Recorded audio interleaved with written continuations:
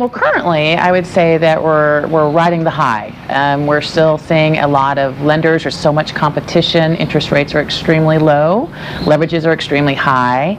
We are seeing some lenders that might be doing some less than normal credit underwriting, and therefore, if there were a change to that environment, I think that you would certainly see a slowdown from borrowers wanting to go and finance their properties. Might set them back a little bit, slow things down. Commercial real estate lending is closely tied to the overall economy, but despite some of the recent global issues and the recent sell-off in the equity markets, the good news is that lending has stabilized somewhat, and we're actually seeing an increase in hotel financing today. The first of the year was a little volatile, but things have really stabilized.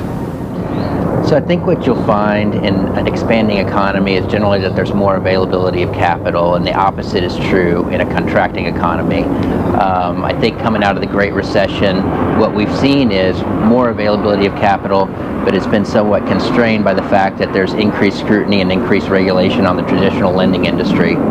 For my firm in particular, Hall Structured Finance, what we find as a private, non-regulated lender, we lend off our own balance sheet.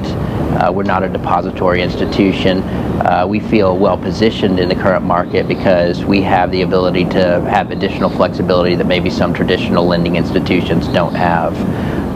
So as opposed to more challenging underwriting standards, we have flexibility.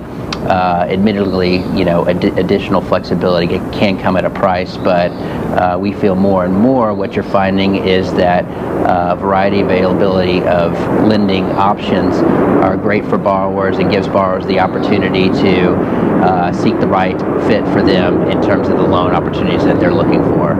That if I were making a decision for a company that I was running that was, let's say, building 50 hotels a year, and I wanted to decide if 50 is too many or what, I would base it on select areas where I always try to build in the right area.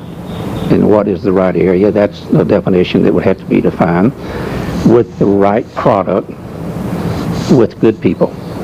You put those three combinations together, it will not assure you that you'll be successful, but it might assure you that you will be one of the more successful ones because you're dealing with a good product under good conditions. And then I would rely primarily on the history of the job growths in that market. Job growths are a little more predictable in most cases. Economies are not, interest rates are not, in my opinion. I'll give one example without naming any names, but this particular bank is no longer in business. They fail, but no fault of theirs because 9 of the top 10 banks in Texas failed back in the late 80s. They were not dishonest banks. It was just the economy. So one of those banks, I happened to attend a conference where they had 300 or 400 people there. They had flown in an economist who was very well educated, very bright, very articulate, and the interest rates were like 9.5%. I'm sitting there concerned about our future, and when he gets through speaking, he said, for example, we will not see 10% this year within the next 12 months. We might see 9 7/8, but it's not going to go into double digit. I walk out there pretty convinced that, well, he's right. That's his, I know a little bit about building and development, but I don't know anything about the interest rates. So he just told me, don't worry. Well, within 12 months, prime was 21%. Now, he was right based on the numbers and the formula he was using, but the formula changed. So if you can tell me how to keep the formula consistent, then we can all predict ahead.